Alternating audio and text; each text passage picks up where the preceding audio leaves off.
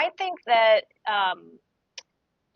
one of the themes of this discussion so far is like this is just sound cybersecurity practice. There's some additional documentation involved for sure, but there's also tools out there that can help, reduce some of that manual stuff. I think I've just seen in other compliance areas way too many times, organizations saying, "Hey, we're going to wait on this. Hey, we're going to wait on this. We don't think it's going to happen so soon," or they're saying it's 6 months. We don't think it's going to happen then. And then you're scrambling, and that doesn't really make sense. I will say the one caveat to that is if there's anything, and it sounds like there's not, but if there's anything in the HIPAA law that is just not really plausible or will cause like significant issues, then I think, that's something that the plan can be to kind of push back on that.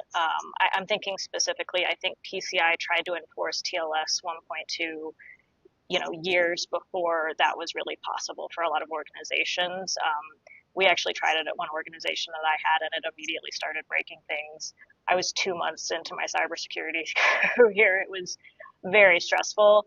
I think that's the one caveat. But for the most part, like, having a data flow diagram for your EPHI is just good practice. Preparing for quantum encryption is just good practice. Those kinds of things, I think it's important just to start planning for those. No doubt. And I just wanted to echo something. When we're talking about healthcare here,